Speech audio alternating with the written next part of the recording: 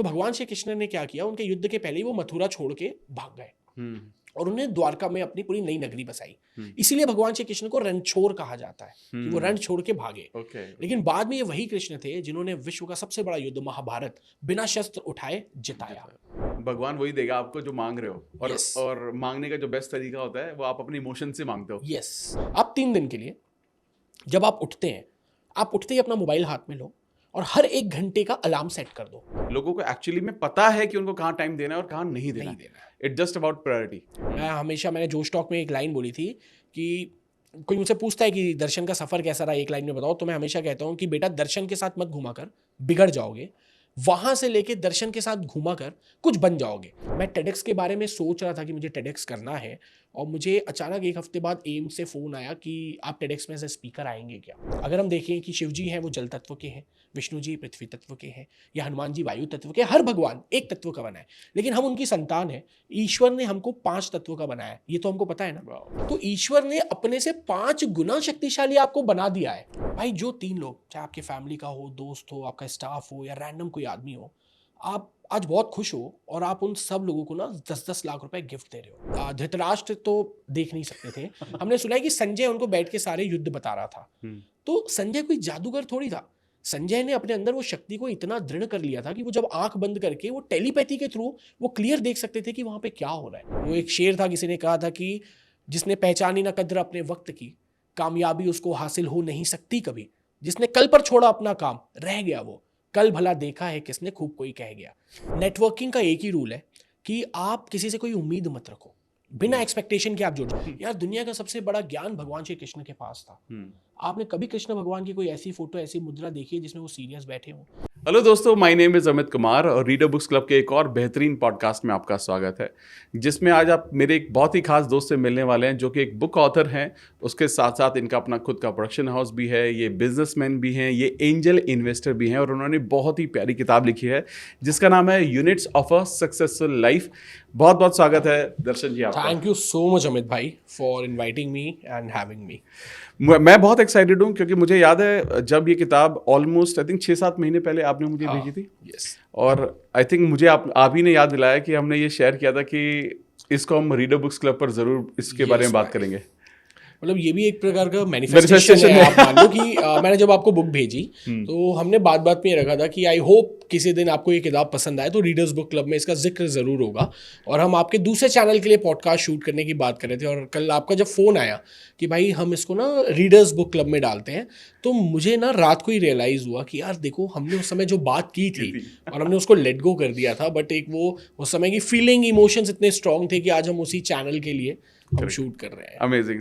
मैं खुद बहुत एक्साइटेड हूँ क्योंकि कुछ इसके चैप्टर मुझे इतने ज़्यादा पसंद आए थे उस वक्त। Thank you. जब मैंने ये बोला था कि हम इसको करेंगे, तो आज हम उसके बारे में डिटेल में डिस्कस करेंगे, क्योंकि कहीं ना कहीं मुझे ये महसूस हुआ कि ये जो किताब है लोगों की ना ओवरऑल लाइफ में बहुत सारे एरियाज में, I think almost every aspect of life वो सब कवर कर लेता है। यस। ठीक है, तो लोगों को बहुत ज़्यादा हेल्प होने वाली है, आई एम श्योर। यस, बहुत अमेजिंग तरीके से अपनी ट्रांसफॉर्मेशन जर्नी में ना ये बहुत इंपॉर्टेंट टूल हो सकता है हर इंडिविजुअल के लिए। अमेजिंग। तो सब शुरुआत, लेकिन इससे पहले करते हैं कि मैं चाहता हूँ कि सब लोग, आपको तो वैसे बहुत सारे लोग जानते हैं, लेकिन मैं चाहता हूँ कि from their point of view, जो आपको बहुत ज़्यादा नहीं जानते, मैं चाहता हूँ कि आपकी जर्नी कैसी रही, आप एक ऑथर कैसे बने, कहाँ से शुरू किया, उसके बारे में हम जानते हैं। भाई मैं बहुत छोटे से कस्बे से आता हूँ, अपने माँ बाप की लौती संतान हूँ और बहुत लोअर मिडिल क्लास फैमिली से आया हूँ, बट अपब्रिंगिंग इस तरीके से हुई है कि बहुत अच्छी तरीके से पाला है, परवरिश की है माँ बाप ने। और मैं एक भजन सिंगर बनना चाहता था जब बचपन में था, और मैंने बहुत सारे शोज़ किए भी हैं, बट वहाँ से बोलते हैं ना वो गो विद द फ्लो वाली सिचुएशन में आते आते कि मुझे एंड ऑब्जेक्ट जो था वहाँ तक पहुँचना है। तो पिछले 15-17 सालों में, मतलब जब ये जर्नी शुरू हुई, बहुत से लोगों से मिलना हुआ, बहुत कुछ चीज़ें सीखना हुआ, और मुझे एक पॉइंट रियलाइज़ हुआ कि यार हम ना भागे जा रहे हैं। मतलब हर आदमी इतना बिजी है, उसको जाना कहाँ है नहीं मालूम, बट वो भाग रहा है, वो बिजी है। तो मुझे लगा कि हर आदमी की लाइफ में ना हैप्पीनेस और सक्सेस को मेजर करने के पैरामीटर्स अलग अलग हैं, बट उन सबको जब आप एक ईगल व्यू से देखेंगे तो आपको समझ आएगा कि कुछ फंडामेंटल्स हैं जो सब में कॉमन है। वो सेम है, जिस पे वर्क करना चाहिए, तो हर आदमी जो है अपनी रेस्ट ऑफ लाइफ को बेस्ट ऑफ लाइफ बना सकता है। तो उन्हीं अलग अलग जो यूनिट्स हैं उसको एक कॉम्प्रिहेंसिव फ्रेमवर्क में मैंने लिखने की कोशिश की है, जिसमें कुछ प्रैक्टिकल स्ट्रैटेजी भी दी हुई है, कुछ मतलब टूल दिया हुआ है कि उसको प्रैक्टिस करने से हम जो है अपने आप को 360 डिग्री बदल सकते हैं। Amazing amazing. सो आप जैसे आप तो ऑथर तो हैं ही, इसके साथ साथ आप ना, मैं देखता हूँ कि आपके बॉलीवुड में इतने सारे लोगों के साथ कनेक्शन है। हाँ। आप इंडस्ट्रिस्ट भी हैं, आपका खुद का प्रोडक्शन हाउस भी है, आप मूवीज भी बना रहे हैं। तो ये पैशन आपका एग्जैक्टली क्या है? आप बुक राइटिंग हमेशा से करना चाहते थे या पैशन आपका उस तरफ ज़्यादा है? भाई बुक राइटिंग करना नहीं चाहता था, बट जब से मैंने आफ्टर कोविड वीडियोस बनाना शुरू किया और हम कम्युनिटी रन करते थे, तो मुझे नए लोगों से मिलने में मज़ा भी आता है। और एक चीज़ देखने को मिली कि हर आदमी के सपने हैं और सब कोई हमारे जैसे ही है। हाँ सही। बट ऐसा क्या कारण है कि बहुत से लोग वो चीज़ें कर भी नहीं पा रहे हैं? सक्सेस फेलियर तो बात की बात है, पॉइंट ये होता है कि आप वो कर रहे हैं या नहीं कर रहे हैं, आप अपने सपनों के प्रति वो एफर्ट भी दे रहे हैं या नहीं दे रहे हैं। तो क्या चीज़ें उनको रोकती है, क्या नॉलेज नहीं है हमको, या कहीं हम भटक तो नहीं रहे, उसके कारण क्या है? तो मुझे लगा कि यार इस चीज़ को कंपाइल करके, मैंने वर्कशॉप ली थी, तो बोला कि यार इसको एक बुक में लिखते हैं, एक कोशिश करते हैं। तो ये जितने लोगों ने पढ़ी है तो उनका फीडबैक तो यही आया कि ये एक हेल्प कर रही है। तो उस तरीके से फिर चीज़ें शुरू की, और बाकी चीज़ें जो हैं वो पैशन है मेरा, तो मैं उसको भी इस तरीके से कर रहा हूँ कि वो बिल्कुल प्रोफेशनली लगे। अच्छा, ओके। या good good, very good, very good, because I keep seeing your post, मैं बड़ा इंस्पायर होता हूँ। Thank you so much. तो मतलब मुझे ऐसा लगता नहीं कि बॉलीवुड में ऐसा कौन है जिसको आप नहीं जानते हो, आप सभी नहीं को नहीं जानते है हो। तो ऐसे बहुत, मैं मिला सबसे हूँ, मैंने देखा सबसे है, बहुत से लोगों को जानता हूँ, बहुत से लोग प्यार करते हैं, उनसे सीखने को बहुत कुछ मिलता है भाई। मतलब बाकी सब इंडस्ट्री एक अलग होती है, वो इंडस्ट्री ना बहुत अलग है। उसमें बने रहने के लिए ना बहुत चीज़ें करनी पड़ती है। वहाँ पे क्रिएटिविटी अनदर लेवल है, वहाँ पे टैलेंट बहुत ज़्यादा है, मेहनत अलग है। तो जब आप उन लोगों से मिलते हो ना, तो आप चार्ज हो जाते हो, आप अपनी ज़िंदगी में जो करना चाह रहे हो। तो वो मेरा एक फ्यूल स्टेशन है, मतलब बॉलीवुड के जो लोग हैं। अमेजिंग। सो इस किताब में वापस से आते हैं, इस किताब के आसपास आपने, मतलब आपको क्या लगता है इसका की पॉइंट्स क्या हैं जो लोगों की लाइफ को बदल सकता है? भाई units of a successful life में जो यूनिट्स है या की पॉइंट है, वो ये है कि हमारा जो सेल्फ अवेयरनेस वाले पॉइंट होते हैं, हम एक ही दिशा में आगे बढ़ रहे हैं। आप देखेंगे कोई बिजी है, वो जॉब कर रहा है ना, तो वो सिर्फ जॉब पे ही फोकस कर रहा है। थोड़ा बहुत समय निकलता है तो वो अपनी गर्लफ्रेंड बॉयफ्रेंड के पीछे या हस्बैंड वाइफ के पीछे, फैमिली कहीं छूट जाती है, या इन सब भागा दौड़ में हम आगे जिंदगी अच्छी जिएंगे के चक्कर में हम आज को नहीं जी पा रहे। तो मुझे ऐसे लगता है कि यार एक सक्सेसफुल लाइफ या हेल्दी हैप्पी लाइफ तब होगी जब आप बैलेंस बना के चलेंगे। आप सिर्फ एक ही चीज में प्रोग्रेस करते जाएंगे तो आपकी ग्रोथ होगी, बट सक्सेस तब होगा जब आपके हर पैरामीटर पे आप ग्रो करते चलोगे। ऐसी बहुत सारी ग्रोथ, ऐसी बहुत सारी अचीवमेंट मिलके आपको एक सक्सेसफुल या हैप्पी आदमी बनाती है। तो मेरी कोशिश थी, जैसे मेरे पापा हमेशा कहते थे कि अगर तुम्हारी कार में एक टायर जो है वो ट्रैक्टर का लगा दो और 3 टायर साइकिल का लगा दो तो कार नहीं चलेगी। हाँ। तो ये लाइफ भी एक कार है ना, तो उसमें वो जो 4 टायर है या 8 टायर है, तो एक आपकी पर्सनल लाइफ भी है, प्रोफेशनल लाइफ भी है, सोशल लाइफ भी है, पर्सनल लाइफ भी है, स्पिरिचुअल लाइफ भी है भाई। तो वो सारी चीज़ों को आपको थोड़ा थोड़ा बैलेंस करना पड़ेगा। ठीक है, आप कुछ में ज़्यादा समय दे रहे हैं, कुछ में कम, लेकिन बाकी चीज़ों पे भी ध्यान देना पड़ेगा। तब तो हम जो ह्यूमन बीइंग है, हमारा जो औचित्य या पर्पस है लाइफ को लेके, वो तभी फुलफिल कर पाएंगे। तो इस बुक में मैंने कोशिश पूरी की और बहुत अच्छे से किया है कि हम जब आप इस बुक को आप पढ़ेंगे ना, तो इसमें वो सारी चीज़ें क्लियर होगी। मैंने हैबिट्स पे बहुत फोकस दिया है। मतलब मैं आपसे कह भी रहा था, आप जब लॉ ऑफ अट्रैक्शन पे हम बात करते हैं, आप लाइव जाते हो, तो मैंने देखा लोगों ने हमेशा आपके कमेंट्स पे लिखा है, सर मुझे ना 100 करोड़ मैनिफेस्ट करना है, मुझे 50 करोड़ करना है, मुझे मर्सिडीज करना है, मुझे रोल्स रॉयस करना है। वो सारे आउटपुट है भाई, वो सारे आउटकम पे बात कर रहे हैं। अगर आप और मैं पिछले 2-3 दिन से हम कनेक्ट कर रहे थे पॉडकास्ट के लिए, तो हमने ये बात कभी नहीं की कि यार ये पॉडकास्ट ऐसा करना है भाई जिसमें ना 1 मिलियन व्यूज आए या 5 मिलियन जाए या 1 लाख आए। वो जो भी है वो आउटपुट है, वो आपके और मेरे हाथ में नहीं है। हमारा इनपुट पे फोकस होना चाहिए कि यार हम कितना अच्छा बना सके। तो वैसे ही क्या हो रहा है कि हर आदमी अच्छी किताबें पढ़ रहा है, हर आदमी रीडर्स बुक क्लब में आके बुक समरी सीखता है, लेकिन वो उसको कितना अप्लाई कर रहा है। तो मेरी ऐसा कोशिश है, मानना है मेरा, कि जब आप अपने इनपुट सही करने लगेंगे ना, तो आउटपुट सही आएगा ही आएगा। क्या बात है, वाह वाह वाह। एक्चुअली में कहीं ना कहीं जो लॉ ऑफ अट्रैक्शन का बेसिक कॉन्सेप्ट भी ये जो बताता है हमें कि एक्शन बड़ा इंपॉर्टेंट है। यस यस यस, सिर्फ सोचने से नहीं होगा, मतलब सोचना जरूरी है, बहुत इंपॉर्टेंट है, क्योंकि सोच से शुरू होता है सब कुछ, लेकिन खत्म जाकर वो एक्शन पर ही होता है। यस भाई, तो एक्शन लेना बहुत ज़रूरी है। और कई बार क्या होता है कि कहाँ एक्शन नहीं लेना है ना, ये भी बहुत इंपॉर्टेंट होता है। मैंने इसमें एक चैप्टर जैसे टाइम मैनेजमेंट का लिखा है, तो बहुत से लोग बोलते हैं यार हमारा टाइम मैनेज नहीं हो रहा है। हाँ, ये तो बहुत कॉमन प्रॉब्लम है टाइम मैनेजमेंट। तो और वो टाइम मैनेजमेंट में लोग क्या करते हैं कि टाइम मैनेजमेंट के नाम पे वो कितने बजे उठना है, कितने बजे सोना है, कब खाना है, कितने बजे ऑफिस जाना है, कितने देर किताब पढ़ना है, वो इसी पे टाइम मैनेजमेंट की बात करते हैं। बट हमारे पास आप देखना कि दिन भर में बहुत से ऐसे इंसिडेंट होते हैं जिसमें हम हमारे टाइम को बर्बाद कर देते हैं। मतलब मैं हमेशा एक बोलता हूँ कि आपको ना अपनी बैटल को चूज करने की आज़ादी और समझ होनी चाहिए। मतलब मैं एक किस्सा आपको शेयर करता हूँ। मैं कुछ दिन पहले मेरे एक दोस्त की बैचलर पार्टी में हम उसके घर पे थे, तो वहाँ ऐसी रैंडम बात करते करते एक बात निकली कि यार लड़कियों को सिगरेट नहीं पीना चाहिए। तो उनमें से एक सो कॉल्ड फेमिनिस्ट लड़की थी, वो खड़ी हो गई और उसने बोला कि यार क्यों लड़कियां नहीं कर सकती, जब लड़के कर सकते हैं तो लड़कियां क्यों नहीं करेगी। तो मुझे लगा कि यार बात लड़के और लड़की की नहीं है, क्वेश्चन ये आना था कि कोई क्यों करे। Smoking is injurious to health. फिर उसने बहुत सारे अपने ज्ञान दिए, तो मैं हूँ करके इग्नोर करता रहा। क्यों? क्योंकि पहली चीज मैं उससे बहस नहीं करना चाहता था, और दूसरा मैं अपने दोस्त की पार्टी खराब नहीं करना चाहता था। तो बहुत सी बार ऐसा होता है भाई, हम ऐसी बहुत सारी बैटल होती है ना कि आप पॉलिटिक्स की बात करोगे, आप घर के मोहल्ले की बात करोगे, तो आप इन्वॉल्व होकर अपना कितना टाइम, कितनी एनर्जी, हम लेट को देना ही नहीं चाहते। और मतलब ये एक ट्रैप है। अगर किसी ने आपको कुछ बुरा बोल दिया, किसी ने आपके बारे में निगेटिव बात बोली, तो आप लग जाते हो उसको गलत साबित करने के लिए। आप इग्नोर क्यों नहीं करते? आपको किसी का वैलिडेशन क्यों चाहिए? आप बताइए कि भगवान श्री कृष्ण जब मथुरा में थे, तो जरासंध ने ना युद्ध ऐलान किया कि मैं मथुरा पे युद्ध करूंगा। अब उस समय मथुरा की सेना बहुत कम थी, तो भगवान श्री कृष्ण ने क्या किया, उनके युद्ध के पहले ही वो मथुरा छोड़ के भाग गए और उन्होंने द्वारका में अपनी पूरी नई नगरी बसाई। इसीलिए भगवान श्री कृष्ण को रणछोड़ कहा जाता है कि वो रण छोड़ के भागे। लेकिन बाद में ये वही कृष्ण थे जिन्होंने विश्व का सबसे बड़ा युद्ध महाभारत बिना शस्त्र उठाए जिताया। तो वहां पे कृष्ण जी ने क्या चूज किया कि मुझे कहां पे लड़ना है और कहां पे नहीं लड़ना है। सो इट्स वेरी इंपॉर्टेंट कि आपको पता तो है you what to do, but आपको ये भी पता होना चाहिए व्हाट नॉट टू डू। और उसी श्री कृष्ण ने भीम के हाथों बाद में जरासंध का वध कराया। That means patience. बहुत सी बार हम मैनिफेस्टेशन में सोचते रहते हैं ना कि यार अब तक आई नहीं है, ये चीज़ें काम नहीं करती, छोड़ दो। आपको सही वक्त का इंतजार करना पड़ेगा। और जब आप आउटपुट पे उतना ज़्यादा फोकस ना करके, आपको पता होना चाहिए कि मुझे ये कार चाहिए, मुझे इतना पैसा चाहिए, मुझे दुनिया घूमना है, लेकिन आपका ये एक बार विजुलाइज किया, आपने फोकस किया, वो ध्यान में है। लेकिन जब आप उसको पाने के लिए कितनी मेहनत करना है, उस इनपुट पे जब आप ध्यान देने लग जाते हो, वर्किंग करने लग जाते हो ना, तो भाई वो आउटपुट ना 2x 5x 10x अचीव करना ना फास्ट हो जाता है। ये तो बहुत मतलब मैं आपकी बात से 100% एग्री करता हूँ, क्योंकि कहीं ना कहीं यही तो हो रहा है। Yes. लोग जो टाइम मैनेजमेंट के बारे में बात कर रहे हैं, वो बात करें कि क्या करना है, क्या नहीं करना है, इसमें तो कोई फोकस ही नहीं कर रहा है। वो अपनी बैटल हमें चूज करनी आनी चाहिए कि भाई कहाँ एनर्जी डालनी है। या इट्स वेरी इंपॉर्टेंट। क्योंकि हम लॉ ऑफ अट्रैक्शन में जब बात करते हैं तो तब भी बार बार ये बोलते हैं ना, भाई जहाँ एनर्जी दोगे वो ग्रो करेगा।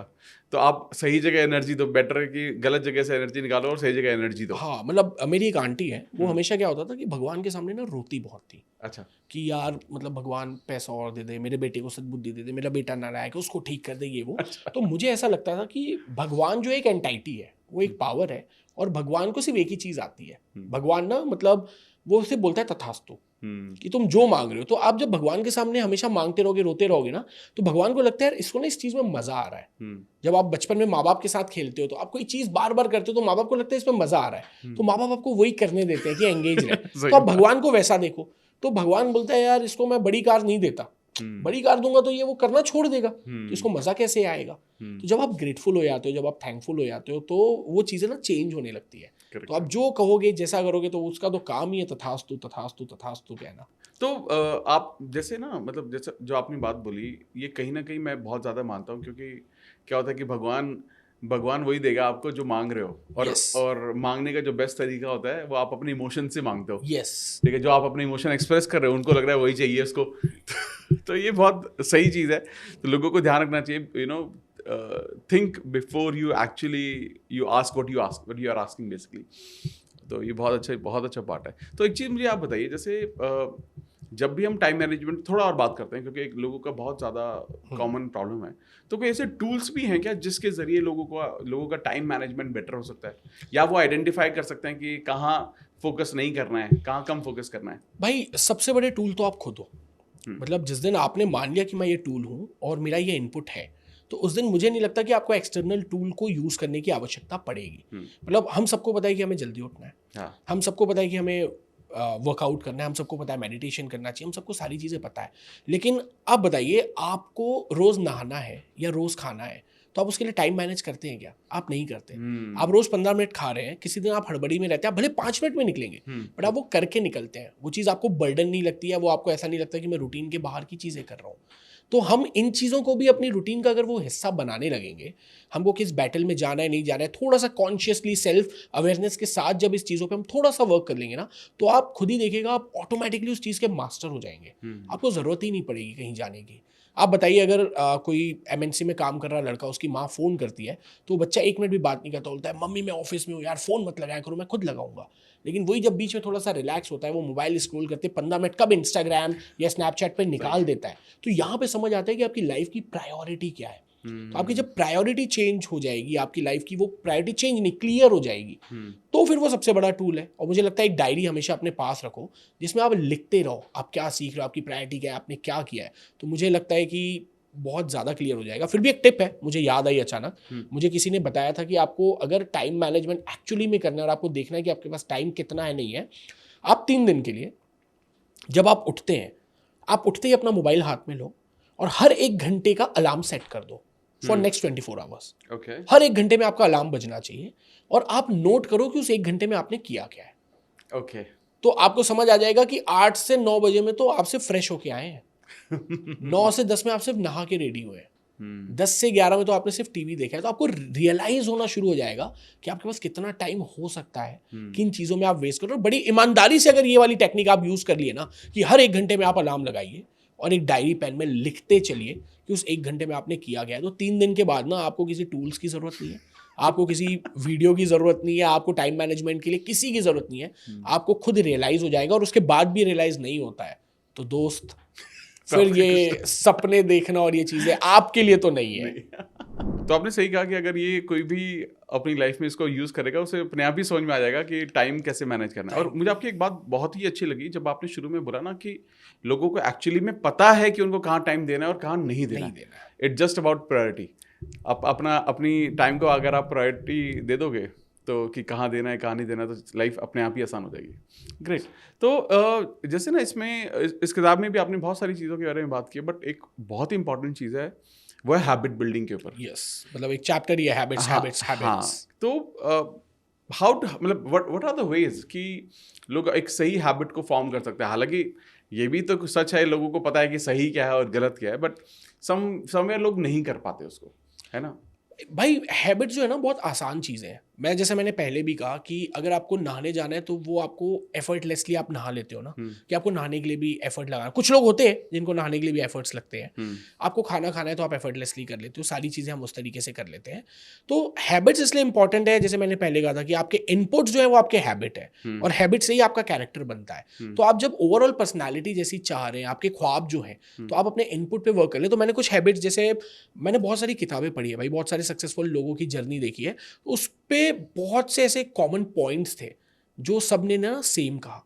अच्छा, हाँ, ओके। हम सबको पता है कि सुबह जल्दी उठना चाहिए, लेकिन लोग बोलते हैं कि यार हम उठ नहीं पाते। भाई आप कब उठोगे? ये सुबह उठना आपका आउटपुट है, लेकिन जिस दिन आप जल्दी सोना शुरू कर दोगे ना, आप ऑटोमेटिकली सुबह जल्दी उठ जाओगे। तो हम आउटपुट पे फोकस मत करो, हम इनपुट पे वर्किंग स्टार्ट कर दो, तो आउटपुट सही आएगा ही आएगा। करेक्ट। देर आए सवेर आए, बट वो आएगा। हम ग्रैटिट्यूड मैनिफेस्टेशन जब हम इसकी बात करते हैं, तो ये हमारी लाइफ का एक पार्ट होना चाहिए। और वो ये नहीं कि सुबह बस कर दिया, बोल दिया कि मुझे इसके लिए धन्यवाद, ये वो, ऐसा नहीं, सुपरफिशियल नहीं होना चाहिए। वो दिन भर आपकी पर्सनैलिटी का पार्ट होना चाहिए। और ये हम law of attraction Rhonda Byrne की बुक के बाद नहीं सीखा है। आप और हम जब बच्चे थे तो हमको बचपन में खाने के पहले हमेशा मम्मी बोलती थी कि यार चलो प्रेयर करो, थैंक्स बोलो और फिर खाओ। कोई हमारे घर गेस्ट आते थे, हम उनके पैर छूते थे, वो हमें कुछ पैसे देते थे तो हम थैंक्स बोलते थे, है ना। कोई हमें कुछ चॉकलेट दे दे तो हमें माँ बाप ने क्या सिखाया, उनको देखो बहुत अच्छे से थैंक्स बोलो। तो ये ग्रैटिट्यूड का ही पार्ट है। हम स्कूल जाते थे तो हम स्कूल में क्या करते थे, पहले प्रेयर्स करते थे, हम थैंक्स कहते थे, थैंक गॉड फॉर द, मतलब ये सारी चीज़ें बचपन से होती आ रही है। एफर्मेशंस क्या है, लोग मंत्र चैंटिंग में लगे रहते हैं, कभी कुबेर जी का मंत्र है, कृष्ण जी का मंत्र है, लक्ष्मी जी का मंत्र है। तो मंत्र क्या है, ये एफर्मेशंस है। जो चीज़ आप बार बार बोलोगे, साउंड के साथ बोलोगे, एक फ्रिक्वेंसी के साथ बोलोगे, तो वो चीज़ आप अट्रैक्ट करोगे ही करोगे। और आप बहुत ज़्यादा कुछ नहीं भाई, आप थोड़े दिन जब इस चीज़ को एफर्ट्स के साथ करो, सेल्फ अवेयरनेस के साथ करो, कॉन्शियसली करो, तो थोड़े टाइम में आप देखोगे कि वो चीज़ें एफर्टलेसली हो रही है, सबकॉन्शियसली हो रही है, बहुत सूदिंग वे में हो रही है, और थोड़े समय में आपको जब उसका रिजल्ट दिखने लगेगा ना, जब आपको आउटकम दिखने लगेगा, तो आपकी लाइफ कैसी ट्रांसफॉर्म होने वाली है ना, मतलब मैं बता भी नहीं सकता। मतलब मैं बता रहा हूँ तो मेरे चेहरे में वो खुशी दिख रही है, क्योंकि फ्रॉम नोवेयर मैंने जोश टॉक में एक लाइन बोली थी कि कोई मुझसे पूछता है कि दर्शन का सफर कैसा रहा, एक लाइन में बताओ, तो मैं हमेशा कहता हूँ कि बेटा दर्शन के साथ मत घुमा कर, बिगड़ जाओगे। वहां से लेके दर्शन के साथ घुमा कर कुछ बन जाओगे। बस इस 2 लाइन के बीच ही है मेरी जिंदगी का सफर। वाह वाह। तो अगर मैंने अपने इनपुट पे काम किया तो मेरा आउटपुट जो है ना वो टोटल चेंज हो गया। अमेजिंग है, बहुत ही शानदार बात बोली है। आप भी अपनी थोड़ी कुछ मैनिफेस्टेशन जर्नी के बारे में, क्योंकि इसमें एक प्रॉपर चैप्टर भी दिया हुआ हाँ, आपने, हाँ। तो थोड़ा अपनी रियल जर्नी, जो आपके रियल एक्सपीरियंसेस है, उसके बारे में थोड़ा बताइए। भाई बहुत सारे इंसिडेंट, अगर मैं बोलूँ ना कि I am a product of manifestation, affirmations, gratitude, तो उसमें कहीं गलत नहीं है। मतलब मैं आपको बताऊं भाई, मैं जब स्कूल में था ना, तो मैं अपने दोस्तों को हमेशा बोलता था कि मुझे भजन सिंगर तो बनना है और मैं बड़े बड़े शोज़ करूंगा। तो मैंने भजन के भी 200 से ज़्यादा शोज़ किए। वाह। मैं जब कविताएं लिखना शुरू किया तो मैं उस समय हिंदुस्तान के सबसे बड़े टीवी शो वाह वाह क्या बात है में मैं गया। मैंने बहुत सारे कवि सम्मेलन किए। जब मुझे लगा कि मुझे फैक्ट्री चलाना है, थोड़ी दिक्कतें आई, लेकिन एक टाइम पे लगे रहे, गिव अप नहीं किया, और बहुत डेस्परेट नहीं थे उन चीज़ों को लेके। तो right now we are the leading manufacturer of vibrating screen machine central India. तो मैं हमेशा अपने दोस्तों को ना 10th 11th में मैं जब था, तो मैं हमेशा बोलता था यार देखना, ये जितने बड़े लोग जिनको हम टीवी में देख रहे हैं ना, ये मेरे दोस्त होंगे, ये मेरे घर आया करेंगे, मैं इनके साथ बैठूंगा, इनसे जैसे तुम्हारे साथ बैठो मैं इनके साथ बैठूंगा। सब मेरा मजाक उड़ाते थे। मुझे पता था कि मैं उठूंगा, लोग मेरा मजाक बनाएंगे। आप पता है मेरे फेसबुक के बायो में 2011 में मैंने अपना जो डिस्क्रिप्शन लिखा था उसमें फिल्म मेकर लिखा हुआ था। मुझे मालूम था कि जो देखेगा वो मेरा मजाक बनाएगा। अब मैं किस किस को बताता यार ये मेरा मैनिफेस्टेशन है, और वो चीज़ 8 साल लगा बट वो फुलफिल हो गई। मैं हमेशा लिखता हूँ, मैं इन्वेस्टर लिखता, मैं ट्रैवलर लिखता था कि मैं पूरी दुनिया घूम रहा हूँ। मैं 2015-16 में पहली बार इंडिया से बाहर गया थाईलैंड में, और वो भी पूरा फुल स्पॉन्सर ट्रिप था। मेरे एक फ्रेंड थे, तो उनकी एक कंपनी थी, उसमें होता है ना कि आप इतना सेल कर लो तो आपको एक फ्री ट्रिप अनाउंस होगा। तो उनकी वाइफ नहीं जा पा रही थी, तो बोले चल तेरे को लेके चलता हूँ। तो मेरा 10 रुपये भी नहीं लगा और मैं 5 दिन थाईलैंड घूम के आया 2016 में। और मैं इतना ग्रेटफुल था, मैं आज भी बता रहा हूँ। तो मैं वो भैया को हमेशा बोलता हूँ यार भैया पहली बार आप लेके गए।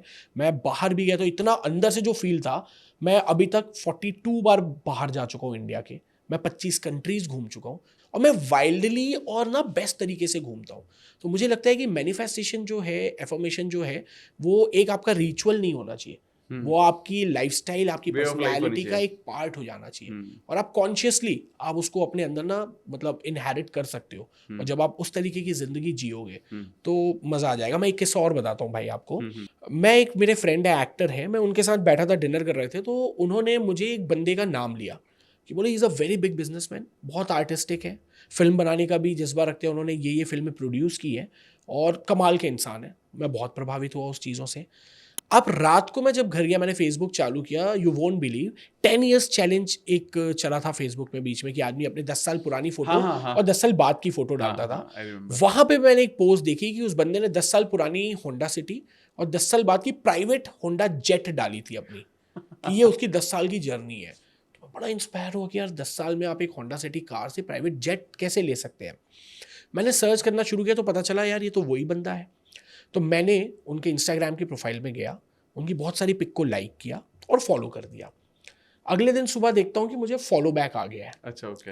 मेरा वही दोस्त जिसने मुझे उनके बारे में बताया था, 8-10 दिन बाद रैंडमली गलती से उन्होंने मुझे उस प्रोड्यूसर का नंबर व्हाट्सएप कर दिया, और उस समय डिलीट फॉर ऑल का ऑप्शन आया नहीं था इंस्टा में। तो उन्होंने मुझे लिखा, अरे सॉरी भाई मैं किसी और को भेज रहा था, तेरे को चला गया। तो मैंने वो नंबर सेव कर लिया। वो रहते दुबई में थे, मैं दुबई गया। मैं 12-15 दिन के लिए दुबई था। 12-13 दिन में मुझे पता ही नहीं था वो दुबई रहते हैं। मैं अगली सुबह निकलने वाला हूँ, मैं रात को बैग पैक कर रहा हूँ, मुझे अचानक इंस्टाग्राम में मैसेज आता है, तू दुबई में है? मैं बोला यस। मिलेगा? मैं बोला यस। कब जा रहा है? बोला कल सुबह। तो कब तक मिले? मैं बोला मैं यहाँ पे हूँ, मुझे जितना टाइम आप तक आने में लगेगा बस वही है। तो मेरी उनसे मुलाकात वहाँ हुई। उनका नाम मनीष मुंदड़ा है। आप जो फिल्म देखते हैं न्यूटन, सिया, बदला, लव हॉस्टल जो आई है बॉबी देओल की, ये मनीष मुंदड़ा की बनाई हुई फिल्में हैं। तो ये होता है कि आप जिस शख्स के बारे में बात कर रहे हैं, आप जिनको देख रहे हैं, तो जब आप अंदर से वैसे हो जाते हैं ना भाई, आप वो सिग्नल भेजने लगते हैं ना, तो आप देखिएगा कि कई बार आपके काम ना बहुत खटाखट होते रहते हैं। मैं टेडेक्स के बारे में सोच रहा था कि मुझे टेडेक्स करना है, और मुझे अचानक एक हफ्ते बाद एम से फ़ोन आया कि आप टेडेक्स में एज ए स्पीकर आएंगे क्या। मैंने उससे पहले सोचा नहीं था। मैं जोश टॉक में बहुत टाइम से जाना चाह रहा था, बट फिर मैंने बोला यार बहुत डेस्परेट हो गया था, तो मैं जा नहीं पा रहा था।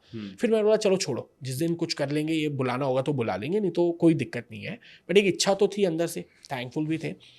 मैं बॉम्बे में था, अचानक मेरे एक दोस्त है, उनका फ़ोन है, यार भाई तू जोश टॉक क्यों नहीं करता। तो बोला कर लेंगे। तो बोले यार एक काम कर प्लीज़, कल सुबह जाके तो जोश टॉक प्लीज़ दे दियो।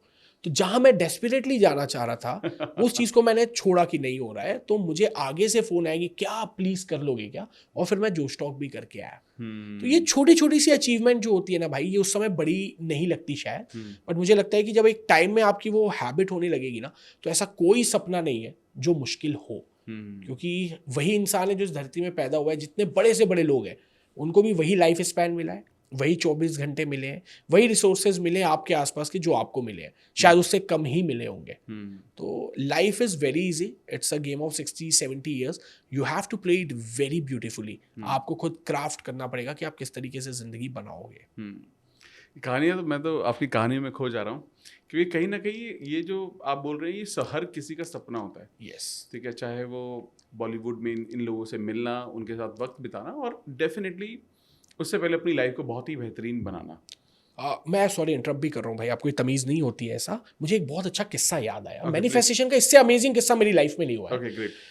मैं पहली बार टीवी पे आया, वाह वाह क्या बात है, मैं Shailesh Lodha, who is popularly known as Taarak Mehta Ka Ooltah चश्मा, जो पोइट है। हाँ हाँ हाँ हाँ हाँ। मैं जब उनसे पहली बार मिलने गया ना भाई, मैं उनका फ़ैन हो गया था। बहुत बार तो ऐसा हुआ कि मिलते थे, वो अगली बार मिलो तो पहचानते नहीं थे, बड़े लोग हैं। धीरे धीरे उनके क्लोज हुआ, और मैंने उनको कभी 2015-16 में कभी बोला था कि उस समय मैं तो किराए के घर में रहता था, पैसा था ही नहीं। तो मैंने उनको कभी बोला था, भैया मुझे नहीं मालूम कि मैं अपनी ज़िंदगी में कभी घर बना पाऊंगा या नहीं बना पाऊंगा, बट अगर मैं कभी बनाया तो मेरी ख्वाहिश है कि आप ना मेरे घर आओ, आप मेरे घर में खाना खाओ, ये मेरी इच्छा है।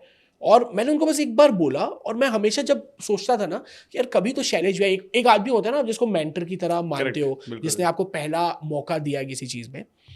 समय बदला, मेहनत करते रहे भाई, जैसा घर सोचा था उससे बेहतर बना, जैसी चीज़ें सोची थी उससे बेहतर हो रही है। तो कई बार ये होता है ना कि आप जो खुद के लिए सोच रहे हो, कई बार हम कम आंक लेते हैं, बट जब आप ग्रैटिट्यूड, मैनिफेस्टेशन, इन सारी चीज़ों को अपनी लाइफ का एक पार्ट बना लेते हो ना, तो फिर ईश्वर आपने जो सोचा है ना उससे और बेहतर देता है। तो मैंने जब घर बनाया तो हम तैयारियों में लगे हैं, कल गृह प्रवेश है, सारी चीज़ें। मुझे सुबह 11 बजे पूरा घर बिखरा पड़ा है, नया घर है, अगले दिन फंक्शन है। मुझे शैलेश लोढ़ा के पीए का फ़ोन आता है कि दर्शन भी आपके घर का इनॉग्रेशन कब है। तो मैं बोला कल। तो बोले आज क्या है। बोला आज रात को भक्ति है।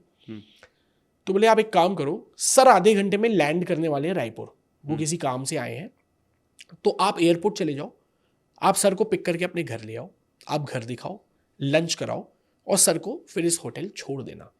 आप बताओ, मुझे याद आया यार कि मैंने कभी बोला था शैलेश भैया को, और मेरे घर का पहला गेस्ट जो था, मैंने इस पे एक पूरा वीडियो बना के डाला अपने यूट्यूब चैनल पे कि यार वो शख्स जिसके बारे में मैंने सोचा था कि वो कभी मेरे घर आए, पर मैं उस चीज़ के लिए थैंकफुल था, तो मेरे घर का पहला गेस्ट था ना, ये वही आदमी था। अमेजिंग यार, बहुत ही खूबसूरत। आई थिंक ये मैंने जैसे बोला कि आई थिंक जो आप ये शेयर कर रहे हो ये हर किसी का सपना होता है। यस, बट मुझे आपकी एक बात बहुत अच्छी लगी जो आप बार बार बोल रहे हो कि अल्टीमेट गोल पर तो ध्यान दो, लेकिन बार बार इनपुट पर जरूर ध्यान देते रहो। जब मैंने इस बुक में भी वही कोशिश की भाई कि इनपुट बहुत इंपॉर्टेंट है।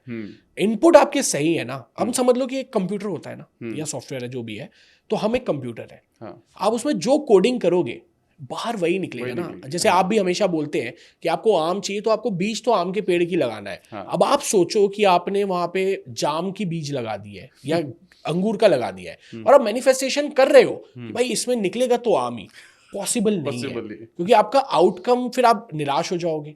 तो आपको जैसा आउटकम चाहिए, आप अगर इनपुट पे ही उतना फोकस हो जाओगे ना भाई, तो वो आउटकम आ जाएगा। आपने ना इस किताब में मेंटल हेल्थ के बारे में ये बात की है या डिप्रेशन के बारे में बात की है, तो जैसे आपने इस बात से याद आई, जैसे आपने बोला ना कि लोग जो एफर्ट करते रहते हैं वो एक वक्त हार जाते हैं, थक जाते हैं। ठीक है, आई एम श्योर आपकी लाइफ में भी सिचुएशन ऐसी आई होगी, और तो उससे फाइट कैसे करना है उस टाइम से? भाई देखो, मुझे कई बार लगता है कि डिप्रेशन एक बहुत बड़ी चीज़ तो है ही, बट बहुत सी बार ना हम अपनी एंग्जाइटी, फियर सैडनेस को डिप्रेशन मान लेते हैं। ओके। और कई बार मुझे लगता है कि यार डिप्रेशन से ज़्यादा कुछ लोगों में वो एक डिप्रेशन का ना मार्केटेड इंप्रेशन भी होता है। कुछ लोग को लगता है कि यार वो फला लोग डिप्रेशन में चल रहे हैं तो डिप्रेशन में ये चीज़ें होती है, हमको एक टाइम बिंग एक कोई दुख है या डर है तो हम उस चीज़ में चले जाते हैं। आपको एक चीज़ बताता हूँ, ये मेरे साथ बहुत होती थी, बहुत, क्योंकि आपके पास वो पैसे नहीं है, आपको टेंशन है, ये करना है, व्यापार करना है, घर चलाना है, बहुत सी चीज़ें, आपने सपने इतने बड़े बड़े देखे, काम नहीं होता। आज मुझे मेरे दोस्त बोलते हैं कि यार तुम सबसे मिल लेते हो, अच्छा है, तो भाई मुझे 12 साल लग गए, बहुत घिसाया है मैंने, पेशेंस के साथ घिसाया। तो मुझे लगता है डिप्रेशन में अगर आपको लगता है कि आप वाकई डिप्रेस्ड हैं तो आप क्लिनिकली हेल्प लीजिए। आपको डॉक्टर कहता है कि हाँ आप डिप्रेस हैं तो आप मेडिकेशन लीजिए, उनकी प्रोसेस पे जाइए तो आप ठीक हो सकते हैं। बट मेंटल हेल्थ का एक तरीका ये है कि आप डेस्परेट होना बंद हो जाओ। आप अपनी चीज़ों को लेके, आज का डिप्रेशन का सबसे बड़ा रीज़न ये है भाई कि इंसान को पता नहीं है कि उसके काम करना क्या है, और वो इसलिए डिप्रेस है कि उसके पास मर्सिडीज नहीं है। एक आदमी जो 20,000 की नौकरी कर रहा है वो इसलिए डिप्रेस है कि उसने वादा किया था कि अपने पिताजी को नौकरी की पहली सैलरी से मैं रोलेक्स गिफ्ट करूंगा। तो यार आप मटेरियलिस्टिक चीज़ों में जब अपनी खुशियां या सुख ढूंढने लगोगे ना तो वो डिप्रेशन आएगा ही आएगा।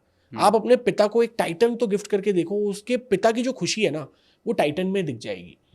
बहुत सी बार होता है कि हम अपने दुख से उतने दुखी नहीं है जितना सामने वाले के सुख से दुखी है। मतलब मेरे पास अगर क्रेटा है तो मैं क्रेटा में खुश तो हूँ, वो बात की चीज़ है। अमित भाई मर्सिडीज चला रहे हैं ना, मैं इसलिए ज़्यादा टेंशन में हो गया, यार ये अमित भाई मर्सिडीज क्यों चला रहे हैं।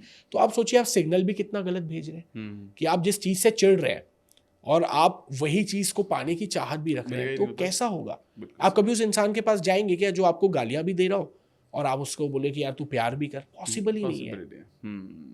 वाह वाह वाह, ये सही चीज़ बोली कि जिन चीज़ों को लेकर हमारी खुद की फीलिंग ठीक नहीं है वो हम लाइफ में अट्रैक्ट भी नहीं कर पाएंगे, वो हम अचीव भी नहीं कर पाएंगे। चाहे अट्रैक्शन तो चलो बहुत दूर की बात है, हम उसके आसपास भी नहीं आ पाएंगे। भाई यू हैव द पावर। आप हमेशा कहते हो ना कि ये आप करो, अब आप उसके पीछे एक लॉजिक अगर हम सोचें, आप बताइए आपके पापा हमेशा चाहते होंगे आप सक्सेसफुल बने, Correct. आप बड़े बने, आप बहुत अच्छे बने, तो हम सब भी उस ईश्वर की संतान है ना। वो ईश्वर जो है वो एक तत्व का है। अगर हम देखें कि शिव जी हैं वो जल तत्व के हैं, विष्णु जी पृथ्वी तत्व के हैं, या हनुमान जी वायु तत्व के, हर भगवान एक तत्व का बना है, लेकिन हम उनकी संतान है। ईश्वर ने हमको 5 तत्व का बनाया है, ये तो हमको पता है ना कि हम पृथ्वी जल अग्नि वायु आकाश, हम 5 तत्वों के बने हैं। तो ईश्वर ने अपने से 5 गुना शक्तिशाली आपको बना दिया है। तो जिस दिन हम अपने इनर पोटेंशियल को पहचान जाएंगे, हम हमारे लाइफ के पर्पस को जान जाएंगे, भाई कुछ भी मुश्किल नहीं है, कुछ भी मुश्किल नहीं है, हम सब कर लेंगे। जरूरत है कि हमें उस पर विश्वास रखने की। आप किसी को भी मानते हो या किसी को नहीं मानते हो, आप यूनिवर्स को मानते हो या अपने माँ बाप को मानते हो या किसी को नहीं मान रहे हो, खुद को तो मानते हो। तो आप जब एक पूरे तरीके से सरेंडर भाव से आपको एक वो आ जाएगा ना कि यार ये मेरी लाइफ का पर्पस है और ये मेरा पैटर्न है, तो यार यू कैन डू एनीथिंग। इस दुनिया में जो भी हो रहा है वो किसी ना किसी ने पहले मैनिफेस्ट किया होगा और हो रहा है। अमेजिंग, वेरी गुड यार, बहुत सही। मतलब ये 5 तत्व वाली बात तो मुझे बहुत ही अमेजिंग लगी। Very well said, very well said. अब मैं ना ऑब्वियसली कहीं ना कहीं जब हम किताबों के, जैसे मैं भी बहुत सारी किताबें पढ़ता हूँ और किताबों के थ्रू मैं लोगों को समझाने की कोशिश करता हूँ। और अब अपनी पॉडकास्ट सीरीज जो स्टार्ट की है, इसका ऑब्जेक्टिव भी ये है कि कहीं ना कहीं लोगों के रियल लाइफ एक्सपीरियंसेस से भी सीखें। ऑफ कोर्स आपकी किताबों से भी सीखेंगे, लेकिन इसके साथ साथ पॉडकास्ट के ज़रिए लोगों को आपके रियल लाइफ एक्सपीरियंसेस भी मिलेंगे। तो आपको क्या लगता है कि एक किसी भी इंसान को सक्सेसफुल होने के लिए, आई एम श्योर किताब में भी बताया और उसके अलावा भी आपके रियल लाइफ एक्सपीरियंसेस से भी हो सकता है वो, कि किन किन एलिमेंट्स की बहुत ज़्यादा ज़रूरत होती है।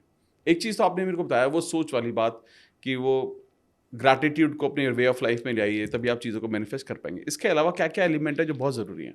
भाई आपके इनपुट्स में मुझे ऐसा लगता है कि जब आप अपनी डेली रूटीन का पैटर्न चेंज कर देंगे, तो मेंटली फिट होने के लिए सबसे ज़्यादा जरूरी है आप 10 मिनट जिस दिन वॉक कर लेते हैं, आपको कितना अच्छा फील होता है। आप कभी गलती से 20 मिनट के लिए एक्सरसाइज करते हैं तो आपको लगता है यार ये अच्छी चीज़ है, मैं कल से करूँगा।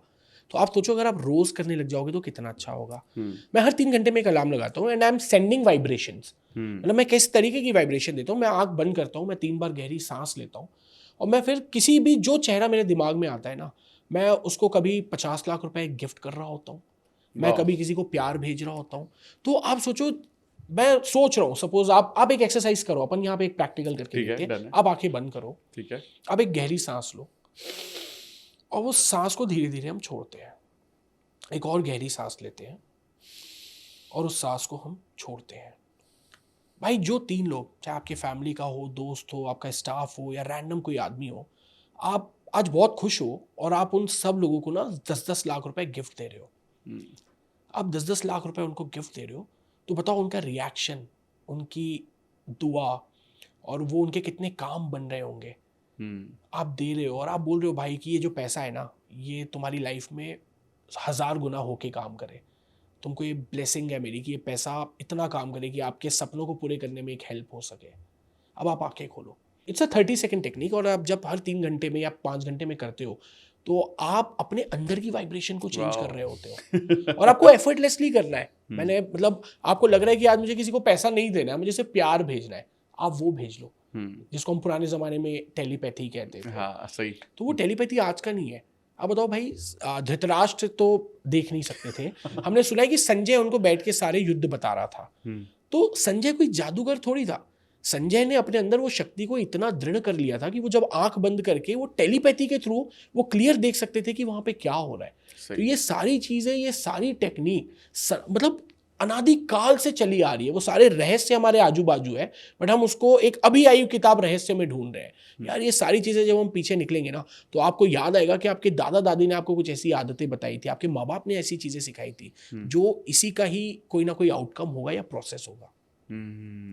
वाह यार, this is good, this is good. तो जब आप बात कर रहे हो लॉ ऑफ अट्रैक्शन की बात कर रहे हैं या मैनिफेस्टेशन के बारे में बात कर रहे हैं, तो आप बोल रहे हो कि इनपुट पर फोकस करना है, तो क्या आप आउटपुट पर बिल्कुल भी फोकस नहीं करते, उसके बारे में बिल्कुल नहीं सोचते? भाई आउटपुट पे फोकस नहीं करने का मतलब मैं ये कहना चाह रहा हूँ कि मैं बहुत डेस्परेटली नहीं करता। अच्छा, ख्वाहिश तो हर की है कि मुझे भी रेंज रोवर स्पोर्ट लेनी है, लेकिन मैं अभी जो गाड़ी है, मैंने जैसे बताया ना ईश्वर तथास्तु देता है, हाँ। मेरे पास अभी क्रेटा है, मैं हमेशा ग्रेटफुल रहता हूँ। मैं जब मेरी गाड़ी में बैठता हूँ ना, उसको बहुत प्यार से रखता हूँ। मैं ईश्वर को हमेशा धन्यवाद देता हूँ कि आपने ये दिया है। तो मुझे मालूम है कि जब मेरे पास एक एक्टिवा थी और मैं एक एक्टिवा के लिए भी इतना थैंकफुल था, तो उस समय की मेरी ड्रीम कार थी क्रेटा। मुझे लगता था कि ये आ जाए तो जिंदगी बदल जाएगी। और जब वो आई है और मैं उसका आदर ही ना करूं, उसकी रिस्पेक्ट ही ना करूं और उसे प्यार ना करके मैं उस चीज के पीछे लग जाऊं जो मुझे फिर मिलेगी, तो ये मेरा ना पैटर्न हो जाएगा। फिर रेंज रोवर आएगी तो मेरी ख्वाहिश कहीं और बढ़ जाएगी और भाई ये बिहेवियर बन जाता है। फिर ये गाड़ियों तक नहीं रहता। ये वही लोग होते हैं फिर जो अपने किसी रिश्ते से भी सेटिस्फाई नहीं होते, या अपने किसी दोस्त से सेटिस्फाई नहीं होते, जिसको एक लैंग्वेज में मौका परस्त भी कह देते हैं। तो जब हम अपने कैरेक्टर को बिल्ड करने की बात करते हैं ना, तो ये ग्रैटिट्यूड, एफर्मेशन, मैनिफेस्टेशन, ये आपको 360 डिग्री चेंज करता है, आपके पूरे थॉट प्रोसेस को चेंज करता है। तो ये आपको इस लायक बनाता है कि आपके पास जो है, आप जब उसमें खुश रहना शुरू कर देते हो, उसमें आप सुखी अनुभव करने लगते हो, तो जो बाकी चीज़ें हैं ना, वो सुविधाएं की हैं। आपका पर्पस है कार, तो हो सकता है मैं रेंज रोवर स्पोर्ट जो है मैं मैनिफेस्ट कर रहा हूँ, लेकिन मेरा प्यार, मेरा ग्रैटिट्यूड देख के ईश्वर मुझे रेंज रोवर स्पोर्ट दे ही ना, वो मुझे बेंटले दे दे, वो मुझे रोल्स रॉयस दे दे, वो मुझे Lamborghini they they. It's always की जब आप लेट गो कर दो और आप बस खो जाओ सरेंडर भाव से, तो आप जो चाहते हो आपको भाई उससे बेहतर मिलेगा। Amazing, very good, rightly said. मुझे जैसे ना बहुत सारे लोगों से मिलते हो, ठीक है, तो अभी मैं सेलिब्रिटीज़ के बारे में ही बात करूँगा, जिन we look up to them कि यार काश इनसे मिलना हो जाए, इनके साथ एक फ़ोटो हो जाए, वो सब। तो ऐसा कोई इंसान जिसको आपको देख के लगा हो यार ये ऑन स्क्रीन तो समझ में नहीं आता, लेकिन जब मैं इनसे मिला तो मैं सच में इनका दोबारा से बहुत बड़ा फ़ैन हो गया?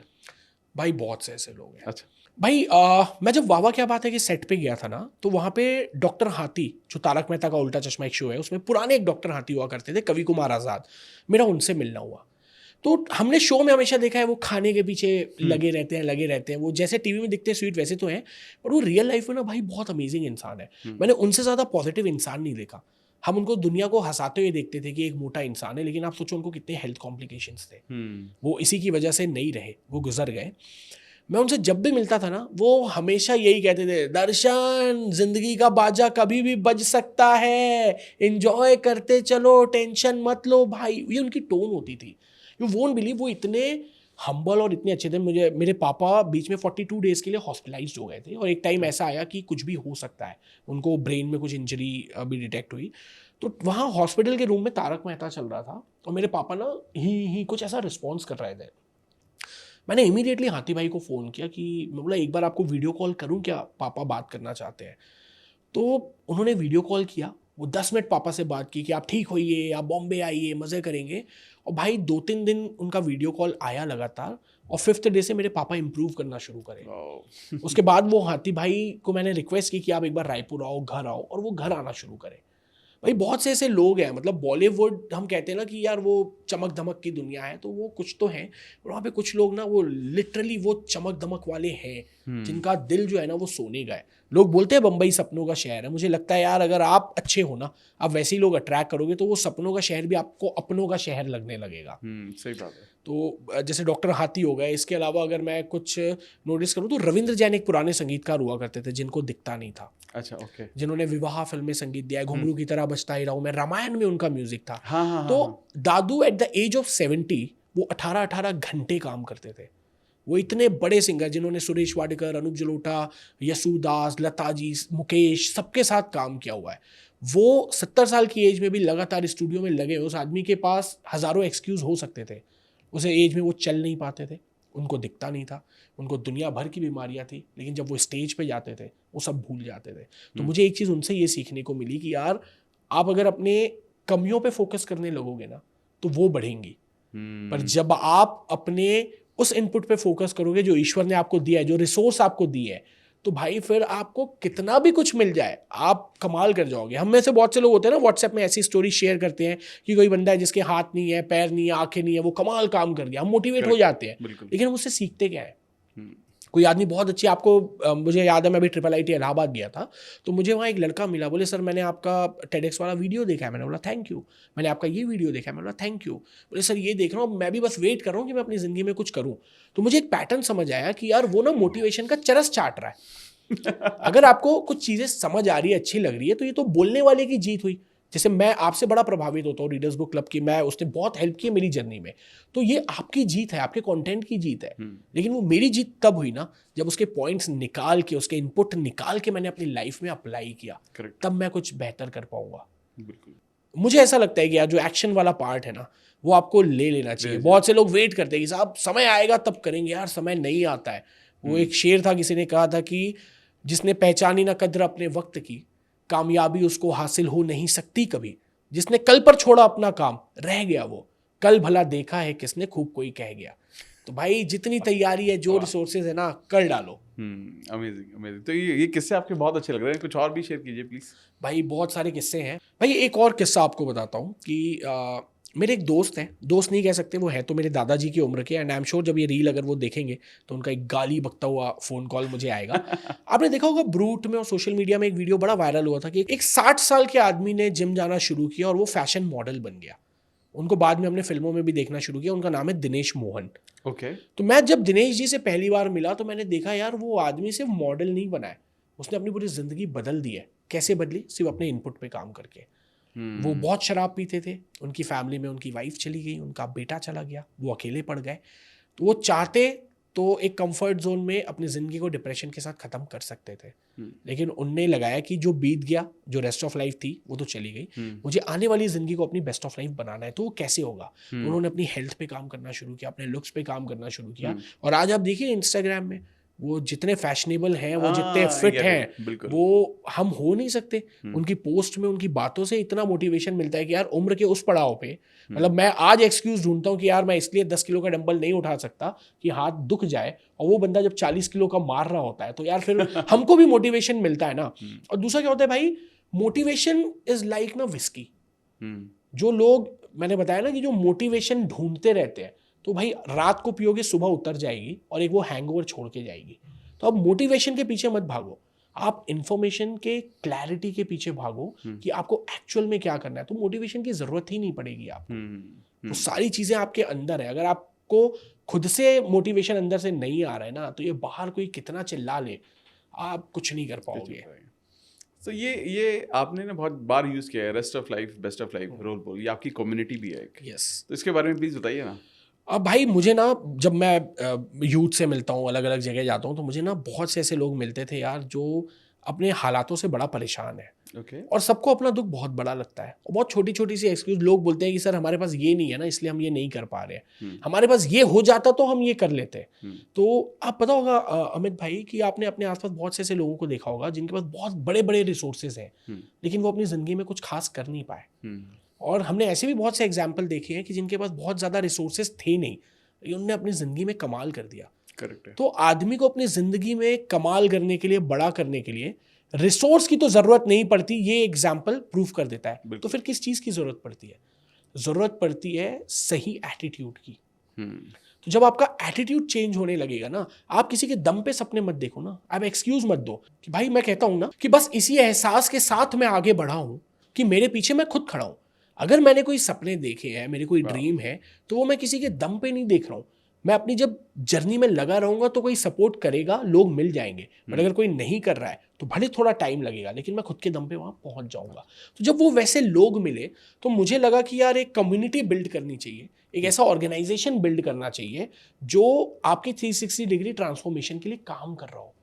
तो इसमें हमने एरिया ऑफ वर्टिकल भी रखा, रोलबुल लाइफस्टाइल।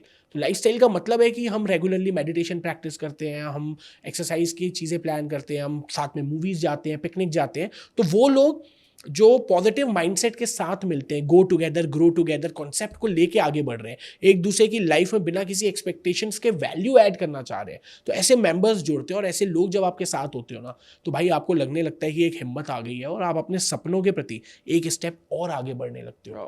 तो इस कॉन्सेप्ट से हमने एक कम्युनिटी बनाई है। इस जनवरी 5 साल हो जाएंगे। तो अभी 5 शहरों में कम्युनिटी वर्क कर रही है, एंड आई होप अलग शहरों में भी, अगर आपके भी व्यूअर्स में से किसी को लगता है कि वो इस कम्युनिटी में कोई वैल्यू ऐड करना चाहे, तो rollbull.india हमारा इंस्टा पेज है और rollbull इंडिया वेबसाइट है, तो आप हमसे कॉन्टैक्ट कर सकते हैं। कुछ बेसिक फॉर्मेलिटीज़ है, हम स्टार्ट करके हम चाहते हैं कि एक दिन पूरे इस ब्रह्मांड के जितने लोग हैं वो सब rollbull कम्युनिटी का पार्ट बने। Amazing amazing amazing. और आप अभी पॉडकास्ट भी करते हैं, आप बहुत सारे लोगों को बुलाते भी हैं, तो आपका सबसे अच्छा इनकाउंटर किसके साथ रहा, बहुत अच्छा जिसके साथ बातचीत हुई? भाई बहुत से लोगों के साथ रहा, मतलब मैं तो मिलता रहता ही हूँ, तो मुझे लगा कि यार मैं जिनसे मिल रहा हूँ उनसे बहुत चीज़ें सीखने को मिलती है। तो क्यों ना इन बातों को अनफिल्टर्ड वे में रिलीज कर दिया जाए। मतलब कितने व्यूज आएंगे मुझे उसका फर्क नहीं रहता, लेकिन मुझे रहता है कि उनकी जो चीज़ें हैं ना, पूरे उस एक पॉडकास्ट में, अगर आज भी हमारा पॉडकास्ट है, किसी को कुछ पॉइंट अच्छा लगा होगा, किसी को कुछ पॉइंट अच्छा लगा, कोई एक आदमी भी अपनी ज़िंदगी को बदलता है ना, तो भाई ये पॉडकास्ट करना सार्थक हो जाएगा। तो मैंने जिनसे पॉडकास्ट किया है उसमें मुझे सबसे अच्छा पॉडकास्ट लगा था संदीप कोचर साहब का। अच्छा। जो बहुत बड़े एस्ट्रोलॉजर है, जो हिंदुजा बंधु, अंबानी, धोनी, गौतम गंभीर, ये सबके एस्ट्रोलॉजर हैं। तो मैंने उनसे एक क्वेश्चन पूछा, सर मेरा हाथ दे के बताइए कि मैं कितना पैसा कमाऊंगा। तो उन्होंने बड़ी अच्छी लाइन बोली कि यार दर्शन, इस कर्म भूमि में फल के लिए श्रम सबको करना पड़ता है, रब सिर्फ लकीरें देता है, रंग हमको भरना पड़ता है। तो उन्होंने कितनी खूबसूरती से बता दिया कि यार तुम मेहनत करोगे तो तुम रंग बदल दोगे। तो ये इन चीज़ों के पीछे लोग क्या हो गए कि अपनी मेहनत पे ध्यान नहीं दे रहे, वो लगे हुए हैं कि हम किसी एस्ट्रोलॉजर के पास चले जाए, किसी कुंडली वाले के पास चले जाए और मैजिक हो जाए। अगर मैजिक ऐसे होने लगता ना भाई, तो 100 साल पहले हिंदुस्तान के सारे लोग जो हैं वो अंबानी होते, सारे टाटा होते, सारे अडानी होते। अमेरिका सुपर पावर क्यों है, जर्मनी में इतना पैसा क्यों है लोगों के पास, क्यों? उन्होंने हमेशा अपने इनपुट पे फोकस किया है, अपनी पढ़ाई, अपने नॉलेज, अपनी विजडम, अपने थॉट प्रोसेस पे फोकस किया है। तो अभी मैं कंसिस्टेंटली क्या देखता हूँ, आप इतनी जगह ट्रैवल कर रहे हो, आप सेलिब्रिटी से मिल रहे हो, एंटरप्रेन्योर से मिल रहे हो, पॉलिटिशियन से मिल रहे हो, बहुत बड़े बड़े, तो ये, और बिजनेस भी रन कर रहे हो, पॉडकास्ट चैनल भी चला रहे हो, ये इतनी सारी चीज़ें आप बैलेंस कैसे कर पाते हो? नेटवर्किंग इतनी सारी कैसे कर पा रहे हो आप? भाई मैंने बताया ना कि पहले बहुत एफर्ट डाल के किया और अब एफर्टलेसली होने लगी है। नेटवर्किंग का एक ही रूल है कि आप किसी से कोई उम्मीद मत रखो, बिना एक्सपेक्टेशन के आप जुड़ जाओ। मैं हमेशा कहता हूँ it's always give and take, कभी टेक एंड गिव नहीं होता। लोग नेटवर्किंग में कई बार इसलिए सफल नहीं हो पाते कि वो कुछ ना कुछ एक एजेंडा लेके किसी से मिलते हैं। अगर मैं अमित भाई से मिल रहा हूँ और मुझे अमित भाई से ये चीज़ चाहिए, वो नहीं मिलेगी तो मैं आपसे संबंध खत्म कर दूंगा। अगर मैं इस भाव से जुड़ूंगा तो मैं कभी नेटवर्क बना ही नहीं पाऊंगा। लेकिन मैं देने के भाव से जब जुड़ूंगा ना, कि यार ठीक है मुझे किसी से कुछ नहीं भी मिलेगा, मैं किसी की लाइफ में कुछ भला कर दूं, मैं किसी का कुछ अच्छा कर दूं, तो आपको हर लोग पसंद करेंगे। तो नेटवर्किंग का एक ये रूल है। दूसरा, मैंने बहुत सी बार देखा है, बहुत से ऐसे लोग हैं जो अपने फैमिली व्हाट्सएप ग्रुप में या दूसरे ग्रुप्स में ना एक्टिव नहीं होते। उनको लगता है मैं ज़्यादा मैसेज डालूंगा तो लोग मुझे खाली समझेंगे। वो खाली हैं, सबसे पहले मैसेज वही देखते हैं, लेकिन वो जवाब नहीं देते, उनको लगता है उनकी इज्जत घट जाएगी। तो मैं थोड़ा सा उल्टा हूँ। मैं अपने फैमिली व्हाट्सएप ग्रुप में, अपने दोस्तों के व्हाट्सएप ग्रुप में, मेरी कोशिश रहती है किसी का बर्थडे है तो मैं कॉल करके विश करूं। और मैं रैंडम, जब घर से फैक्ट्री जा रहा हूँ या ट्रैवल कर रहा हूँ, एयरपोर्ट में भाई टाइम तो रहता है, तो मैं रैंडम 5 लोगों को फ़ोन करता हूँ, भाई तू कैसा है। आप देखे होंगे हम एक ही बार मिले हैं और उसके बाद से आज हम दूसरी बार मिले, लेकिन इस बीच में ये फील नहीं आ रहा है कि हम मिले हैं। क्यों? क्योंकि जब मैसेज में बात होती है, हमें 1-2 बार रैंडम कॉल किया है, तो आदमी को फील होने लगता है। और जब आप ये करने लगोगे ना, तो आप सोचो अगर दिन में आप 5 रैंडम कॉल करते हो तो आप महीने में कितने कॉल कर चुके हो? 150 150। आप साल भर में कितने कॉल कर चुके हो? तो बहुत ज़्यादा हो गए। है ना? तो आप कितने लोगों से एफर्टलेसली आप कनेक्टेड रहोगे। आप हर आदमी को उसके बर्थडे पे कॉल कर दो।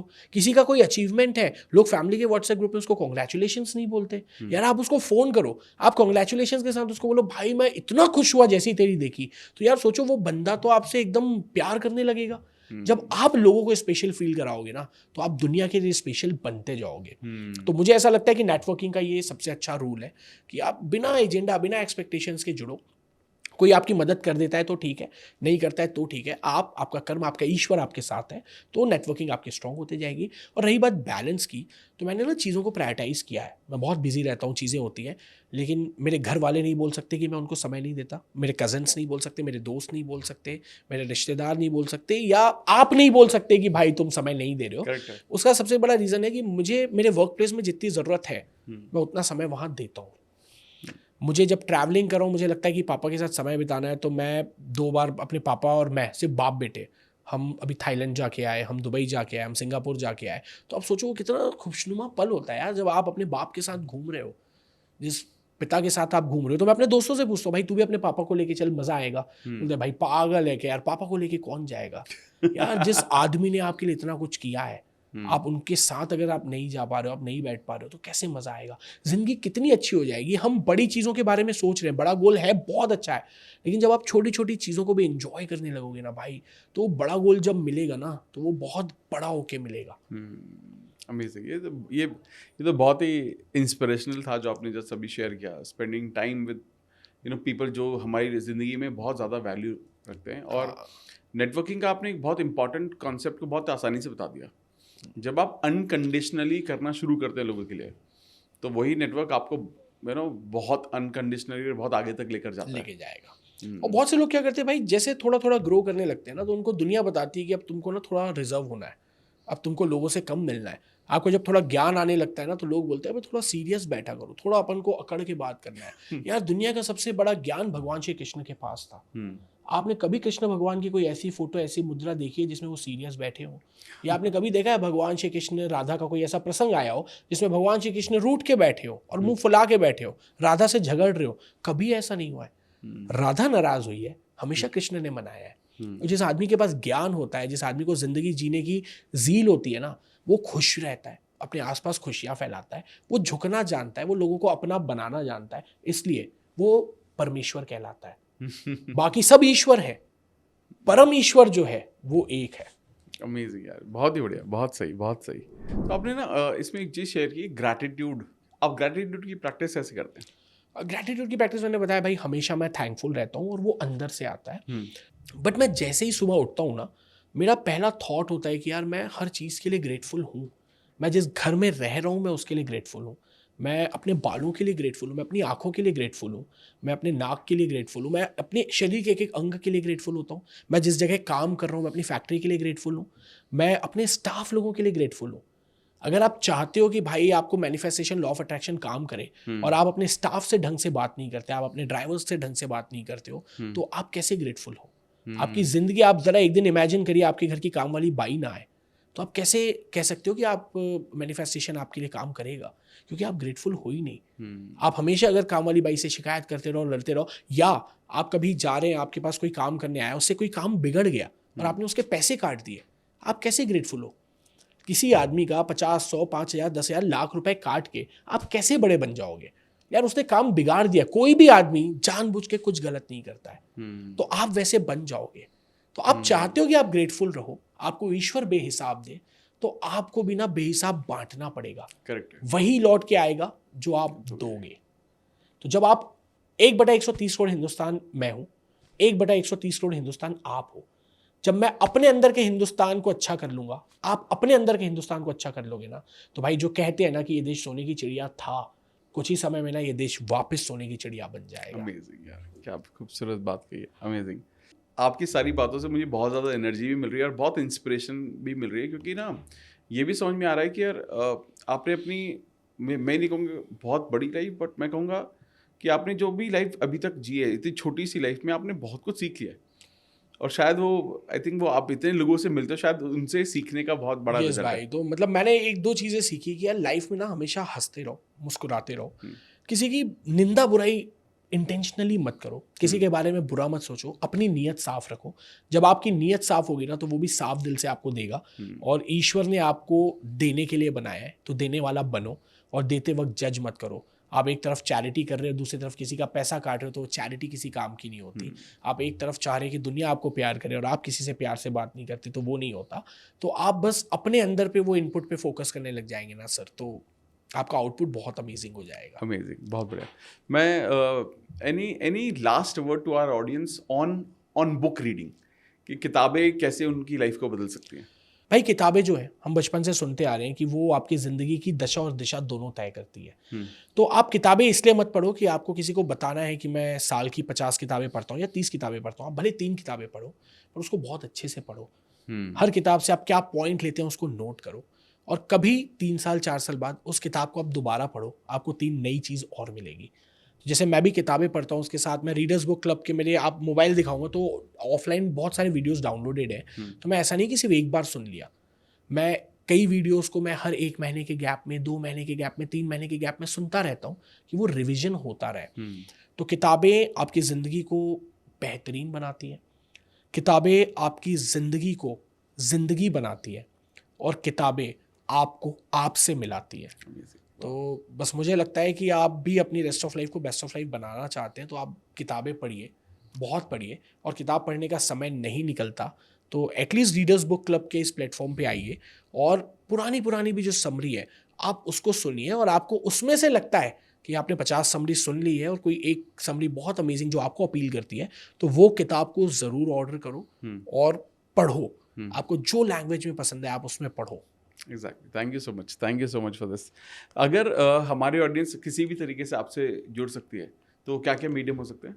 भाई मीडियम आप इंस्टाग्राम के थ्रू मेरे से जुड़ सकते हैं। sakla.darshan जो मेरा नाम है, वो मेरी प्रोफाइल है और मैं खुद संभालता हूँ उसको, तो आप उसके थ्रू जुड़ सकते हैं।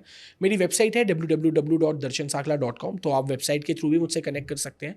आप मुझे ईमेल कर सकते हैं, तो बहुत सिंपल सी आईडी है hello@darshansakla.com। तो बहुत ईजिली अवेलेबल हूँ, ईजिली एक्सेसिबल हूँ, और मुझे लोगों से मिलना भी बड़ा पसंद है। ग्रेट, तो ग्रेट। जो जुड़ेंगे तो मैं कुछ चीज़ें आपको सिखा सकूंगा और बहुत सारी चीज़ें मैं आपसे सीख सकूंगा। नहीं, मौका लगेगा तो हम डेफिनेटली, ये तो अभी हमारा फर्स्ट एपिसोड हुआ है। यस। और अगर लोगों को कोई भी पार्ट बहुत अच्छा लगता है तो हमें कमेंट करके बताना, और अगर आप चाहते हैं कि हम इसका सेकेंड एपिसोड भी रिकॉर्ड करें या कुछ साथ में कुछ एक अच्छी वर्कशॉप करें, कुछ भी प्लान ये करें, तो मजा मेरे आएगा। लिए सौभाग्य रहेगा कि मैं अगर अमित सर के साथ कुछ कर पाऊँ या कुछ चीज़ें कर सकूँ, तो I am honoured and definitely करेंगे। एंड आई होप ये एपिसोड पसंद आना चाहिए। आई एम श्योर, क्योंकि जो आपने रियल लाइफ एक्सपीरियंसेस को शेयर किया है ना, मैं सच में समझता हूँ दर्शन भाई कि ये लोगों की लाइफ में बहुत ज़्यादा वैल्यू ऐड करेगा, क्योंकि बहुत सिंप्लिसिटी से आपने बहुत डीप बातें की हैं। Thank you so much. और वो लोगों को चाहिए होता है। एंड अगर लोग कमेंट करेंगे तो हम जल्दी से जल्दी आपको दोबारा बुला यस लेंगे। भाई, एंड आई विश कि मतलब कहते हैं ना कि खुशियाँ बिखेरते रहो, कि करो कुछ यूँ कि हर मुश्किल की आसानी निकल आए। ये जबलपुर के एक बड़े शायर है सूरज राय सूरज, जिनका शेर था कि अगर देखना हो मेरे हौसलों की उड़ान को तो जाओ पहले ऊंचा कर दो आसमान को। उनका लिखा हुआ बड़ा अच्छा शेर है सूरज का, कि करो कुछ यूं कि हर मुश्किल की आसानी निकल आए, तुम्हारी बावजह पैदाइश का मानी निकल आए, और आज के दौर में किसी को रुलाना हो तरीका मैं बताता हूँ, उसे हंसाओ इतना कि उसकी आंख से पानी निकल आए। अरे वाह, क्या बात है, क्या बात है, fantastic. So final words for us, Amit Kumar के लिए या रीडर बुक्स क्लब के लिए? आई जस्ट विश भाई सारे वीडियोस को आप रीडर्स बुक क्लब के सुनो, सारी समरी को बार बार सुनो, क्योंकि एक बार में हमारी मेमोरी इतनी शार्प नहीं है कि हम वो याद कर सकें।